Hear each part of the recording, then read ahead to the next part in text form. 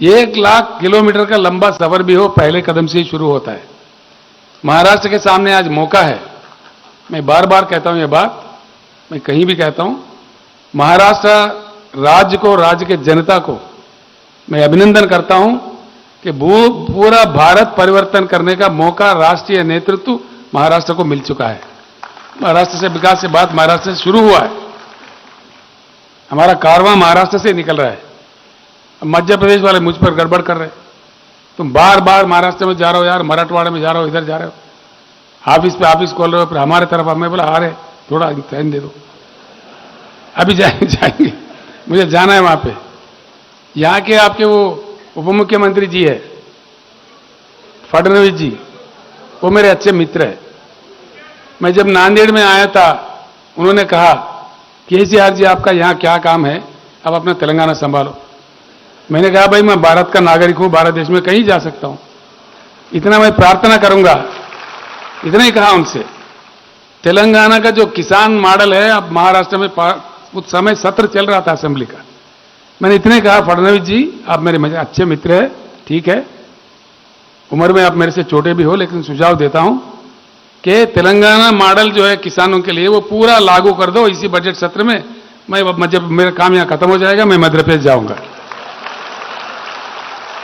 ये बात सही है, यानी कि बात पक्की है कि जब तक तेलंगाना मॉडल का भरपूर अमल महाराष्ट्र में नहीं आएगा तब तक हम लड़ते रहेंगे, चाहे कुछ भी हो जाए। जमीन आसमान एक करेंगे लेकिन लड़ेंगे, अब छोड़ेंगे नहीं। हर गांव में, हर गली में हम समझाएंगे। चरण वांगमरे जी मराठी में बोल रहे थे, मैं बोल नहीं सकता लेकिन समझ रहा हूं आजकल। महाराष्ट्र में चलते चलते वो कह रहे थे कि भाई मुंबई में अनिल अंबानी है, फलाने सेठ है, वहां क्या कहोगे, किसान का नारा। तो उनका थाली का खाना कौन भेज रहे, उनके तरकारी कौन भेज रहे। देश अगर हमारे साथ नहीं आएंगे बेटा तुम्हारा काम खाना बंद हो जाएगा, है ना। किसान के साथ देश को चलना ही पड़ेगा। अगर किसान समझे तो ऐसा मजबूर भी कर सकता है, लेकिन किसानों का मजबूरी को फायदा उठाते हुए, उनको दलालों का शिकार करते हुए खराब करना किसी भी प्रकार से देश के लिए उचित नहीं है, बिल्कुल ही नहीं है। कल ही मेरे पास कर्नाटक के नए चुने गए मुख्यमंत्री जी का फोन आया था। चंद्रशेखर राव जी, हमें एक 27 लाख टन की चावल की जरूरत है, आपके पास है तो रेट बता दो, हम खरीद लेते। कल ही, यानी कि देश में, मैं एक और अच्छी बात आपको कहना चाहूंगा। कुछ पंडित कहते हैं भाई धान की पैदावारी ज्यादा होगा, उत्पादन ज्यादा होगा तो रेट कम हो जाएगा। क्यों हो जाएगा भाई? आज भी हमारे आदिवासी, हमारे दलित भाई, हमारे पिछड़े वर्ग के लोग और अपर कास्ट के भी जो गरीब लोग हैं, सही न्यूट्रिशन खाना नहीं खा पा रहे, संतुलन वाला खाना उनको नहीं मिल रहा है। बिल्कुल ये गलत बात है। चाइना के मुकाबले में, अमेरिका के मुकाबले में, कुछ अन्य देशों के मुकाबले देखे, हमारा खाना उतना संतुलित नहीं है जिस प्रकार का होना चाहिए। माल न्यूट्रिशन की बहुत बड़ी प्रॉब्लम है देश में। पूरे लोगों को अगर अच्छा खिलाए तो हमारी पैदावारी बिल्कुल बस हो जाएगा। कुछ देश है गरीब तो उनको दे देंगे, उनके पास बेच देंगे। और दूसरा एक महत्वपूर्ण मैं बात आपको कहना चाहूंगा, पूरी भारत में 75 साल से ये बड़े दुख से कहना पड़ता है, कम मात्रा में हमारी बाहर जाता है, बहुत कम मात्रा में। पानी है, 41 करोड़ एकड़ का भूमि है, 140 जनता है, मेहनत करने वाले, सब कुछ है। भारत में सूरज अच्छा खिलता है जो फसल उगाने के लिए चाहिए। आज हम बेशर्मी से मैकडॉनल्ड का पिज्जा बर्गर खा रहे हैं। अब सोचिए क्या हालत है, जबकि उल्टा होना चाहिए। इतना भूमि, इतना पानी, इतने किसान, इतने लोग रखते हुए हर तहसील में कम से कम 2-4 इंडस्ट्री लगना चाहिए फूड प्रोसेसिंग के। हमारा खाना पूरा दुनिया का आना चाहिए, हमारा एक्सपोर्ट होना चाहिए। इसके लिए भी स्टोरियां सुनाते हैं, कहानियां सुनाते हैं। बना लीजिए बिहार सरकार, मैं करके बताता हूं कैसा नहीं जाता है। कौन रोकता है, किसका मजाल है। हमारा खाना पूरा देश में, पूरा दुनिया में जाना चाहिए। किसानों को अच्छे दाम मिलना चाहिए। हर तहसील में 2-3-4 इंडस्ट्री लगना चाहिए। जो फूड प्रोसेसिंग इंडस्ट्री है, जो एग्रीकल्चर से जुड़े हुए हैं, पूरे युवाओं को उसमें नौकरी मिलना चाहिए, करोड़ों लोगों को। ये नहीं करते हुए ज्यादा मत उगाओ, ये करो वो करो। सबसे दुख वाली बात यह है, एनसीआरबी जो सरकार, केंद्र सरकार की संस्था है, वो खुद बता रहे हैं कि देश में लाखों किसान का ऑलरेडी आत्महत्या हो चुका है। एक दो नहीं, 3 लाख के ऊपर किसान देश में आत्महत्या कर चुके हैं। फिर कोई बात नहीं, कोई एहसास ही नहीं, ना केंद्र सरकार को है, ना राज्यों की सरकार को है, ना इनको देश से मतलब है, ना प्रदेश से। हो क्या रहा है? फिर इनको कौन जगाएगा, कौन समझाएगा? वो तो बस लगे हुए हैं चुनाव जीतने। धर्म का नाम बोलो, इसका नाम बोलो, जातिवाद पैदा करो, लोगों में फूट डालो, बस चुनाव जीतो। अगर जीत किसके लिए? जनता के लिए, देश के लिए, कुछ अच्छा काम करने के लिए, सिर्फ जीतने के लिए? इसके बारे में बहुत अच्छा चर्चा होनी चाहिए।